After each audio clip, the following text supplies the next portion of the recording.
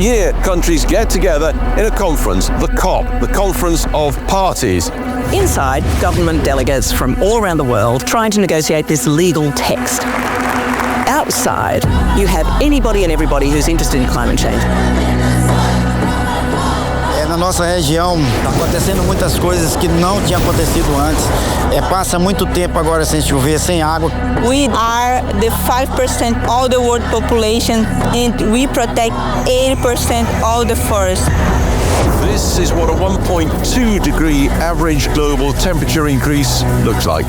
Carry on as we are, and a 3 degree catastrophe awaits our species and all others.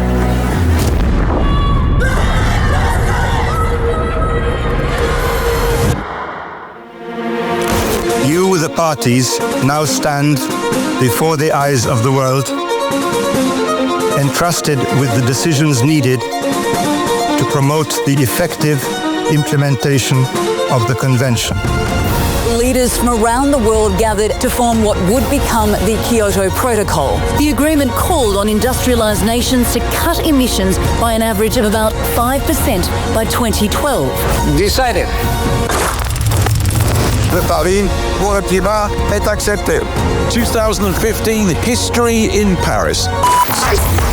Their promises when it comes to helping the poorest and most vulnerable was one area where little progress was made. Developed countries have turned up here and have refused to commit to a legitimate process. Our future is being robbed from us.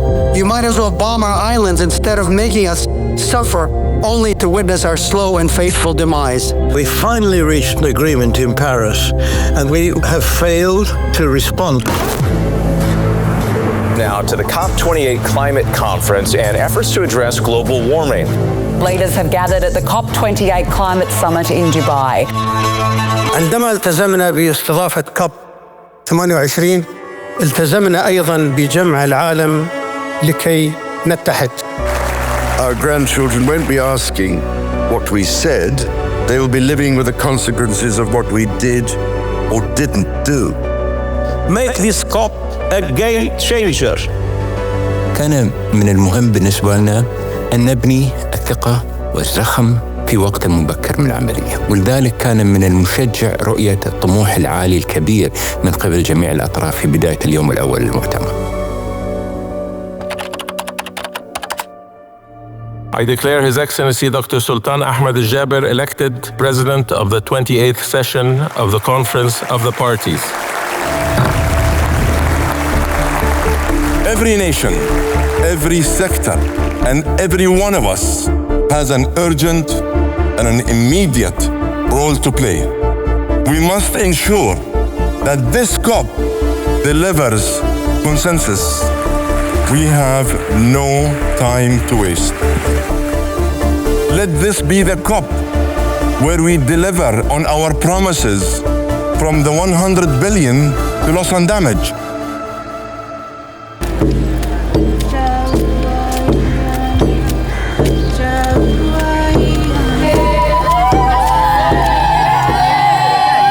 This is something that poor developing nations have been pushing for a long time. And at its core, this is basically a fund set up by wealthy nations to give money to poor nations to cover the impacts of climate change. There's been a lot of talking for the last 28 years, and it's time for action. And what we want is funding. Loss and damage really speaks to the heart of climate change. If we can't solve for that, how can we solve for some of the bigger issues? And I think that that's why it was so important to deliver that and to deliver it so powerfully at COP. I invite the COP to turn to document entitled The Operationalization of the New Funding Arrangements, including a fund responding to loss and damage. Hearing no objections, it is so decided.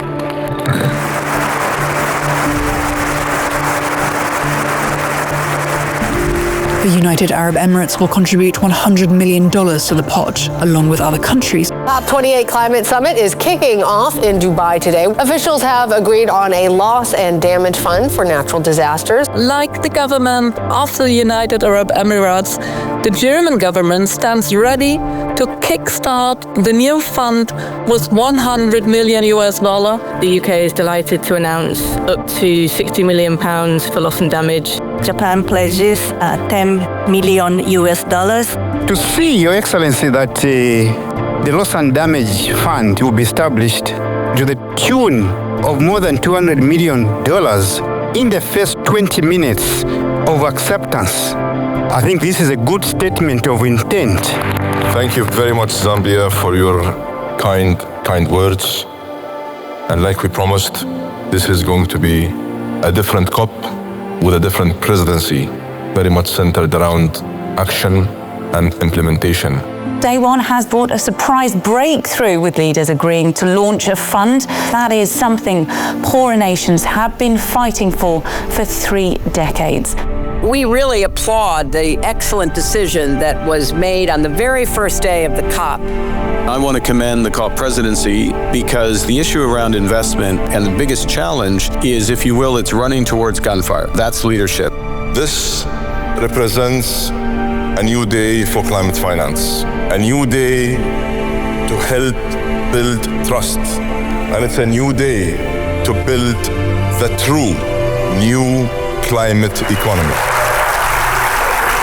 Well, I think there's a lot of hope, huge amount of hope. Great expectations, literally, because people know how urgent this is right now. There's just a sense of crisis on a global basis. We can't solve the problem of the planet if we don't have everybody at the table. This year, I'm sure you noticed, COP is more inclusive. This industry can do a lot, and we believed in that from day one. The Oil and Gas Decarbonization Charter has some very core elements to it. By 2025, we're asking for the entire industry to identify what their 2030 interim targets are going to be, and then to update the world in 2028. With respect to methane, the 2030 target is imperative, and we're pushing for near zero upstream methane by 2030. In terms of the temperatures that we will otherwise see in the next decade, today could be the single most impactful day of announcements from any COP in my 30 years at the Environmental Defense Fund. Everyone is here to try and shape the future for their own children, their children's children. This is not just an event. This is a movement.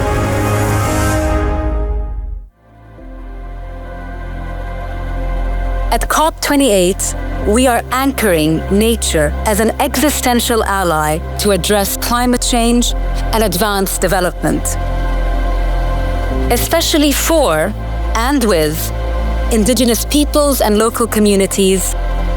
This is the first time that COP had this amount of youth involved and included.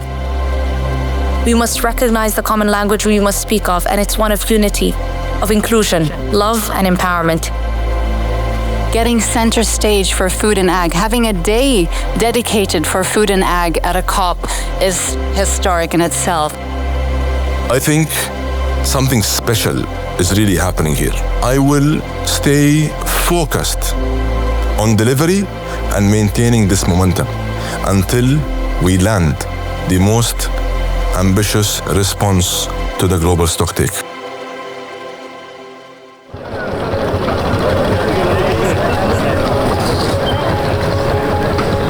We are designing what the political week is going to look like. We have our ministers arriving tomorrow, so we have to choreograph how the ministers are going to be engaged in the process. So all of that needs to be put together now. The biggest question in the lead up to COP28 is how are we going to deliver on the ambition of the Paris Agreement? Paris had a clear mandate. They had to deliver a treaty, a pathway to, having ambitious goals when it comes to combating climate change.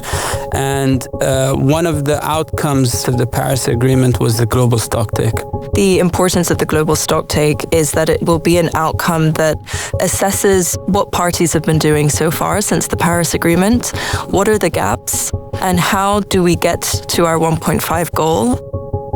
The Global Stocktake is the engine of the Paris Agreement. Its purpose is to ensure that we meet our targets. Sadly, our starting point is clear. We are not on track. This is as thorny and difficult a public policy exercise as there is, because every country has different interests, different culture, different economies, and different capacities to be able to respond. You know, all decision text has to be agreed by consensus. We have to have a collective process. When you say it's a party-driven process, you know, in the Security Council, you have 5 countries with vetoes. Yeah. In this process, you have every country with a veto.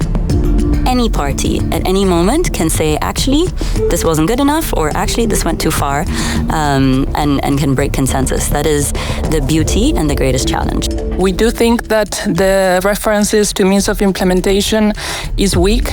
We saw there is a lot of new expression and unclear concept regarding the means of implementation. We suggest restoration and conservation of ecosystems. 1.5 scenario reference in the adaptation context might be misleading. All countries need to agree on something that is so important. It's actually almost an impossible job, right? Dr. Al-Jaber, could you just answer one question from the press? Dr. Al-Jaber, one question from the press.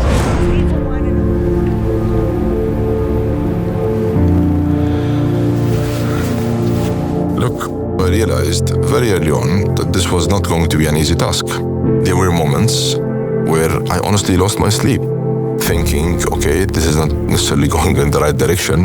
So I had a conversation with my team, and we came up with the idea of conducting the Majlis. Allow me to start by first saying Assalamu alaikum. That is exactly how we start our Majlis setting. I hope that this setting is going to give us the opportunity to focus on us coming out of this discussion with a set of understandings that will allow us to create the necessary solutions to bridge our gaps.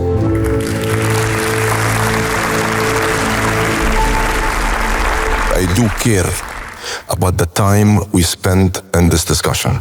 We need to chin up and look at each other and to have a proper and direct conversation. Mr. President, you talk about speaking from the heart. So I'm going to do that. By 2040, if nothing is done, then the Marshall Islands will be forced to relocate people. They will have abandoned their home, and of course the bones of their ancestors will be swept under the waves. What I would encourage everyone to do is not look at it in terms of what your head says. Explore your heart. Put yourself in the position of Bangladesh, in the position of Tuvalu, in the position of the Marshall Islands. It is only when we have empathy, it is only when we are able to put ourselves in the shoes of someone else, it is only when we feel what they feel, that is when we will get progress. Now, the question is, of course, who has the power and where is the power that allow us or not to take decisions, certain decisions. When our president said last year that he was not going to sign new exploration contracts, the peso devaluated next week. Then the credit rating agencies came to our finance minister and said, we're going to downgrade you because you are putting on the line the resources that pay for your debt. This is the peace project of our time. The power comes from the heavens. It drives the weather systems. It belongs to everyone. It exists in every country, in every continent, in different form. I absolutely agree with my Colombian colleague, Susanna, what you say. It needs a complete change to the global financial architecture. That's no small task we have. Unite, act, and deliver. That's what we need to do in the next 2 days. Thank you. It's the first time ministers were so open and so unrestrained about what they were talking about.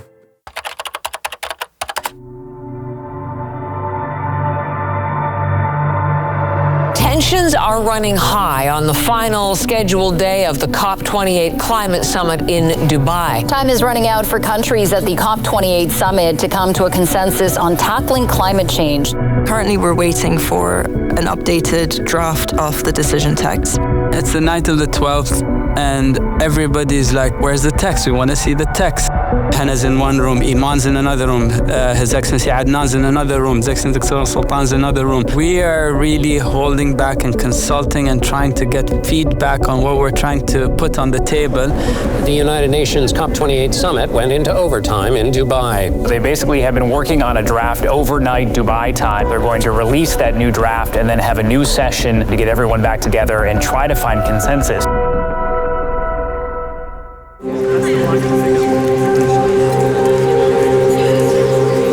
When you're sitting on the podium and you're proposing the adoption of an intergovernmental treaty-based decision where the stakes are very high, anything can happen.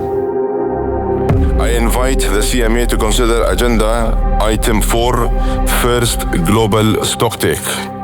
I'm sitting on the stage, listening to Dr. Sultan read out the Global Stocktake, and I'm just extremely nervous. Like, I'm looking at every single country, I'm looking at every single flag, I'm looking at every single mic, seeing if someone's going to request the floor. I invite the CMA to adopt the draft decision entitled Outcome of the First Global Stocktake.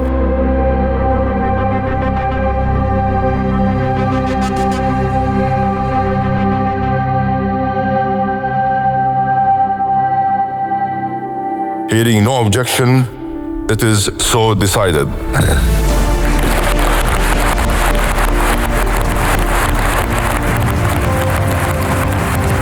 he gavelled.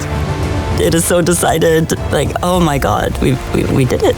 All of the parties were able to overcome the difficulties and challenges and work together to deliver an outcome that I think is really good for this process and really proves that multilateralism works in a powerful way.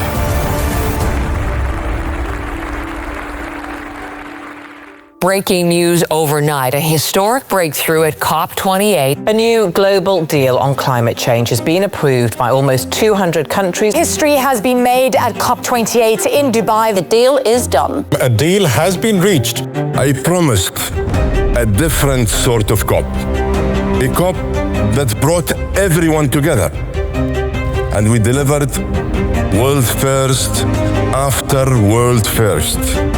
We operationalized loss and damage and started to fill the fund. We mobilized more than $83 billion in new financial commitments. A global goal to triple renewable energy and double energy efficiency. Declarations on agriculture. Declarations on food. Declarations on health. It is an enhanced, balanced, but make no mistake, historic package to accelerate climate action. It is the UAE Consensus. To His Highness Sheikh Mohammed bin Zayed Al Nahyan, the President of the United Arab Emirates. I hope we made you proud, sir. Dr. Sultan, are you proud of what you've achieved, Justin? Can I shake you by the hand? Sir, thank you. I very much appreciate your offer. No, thank you, and well done. Thank you. This has been a very rich experience for everyone. نجح اتفاق الإمارات التاريخي في توحيد الجهود وتغليب المصلحة العالمية المشتركة على المصالح الفردية للدول وتعزيز جهود المجتمع الدولي لتحقيق النمو والازدهار للبشرية بأكملها.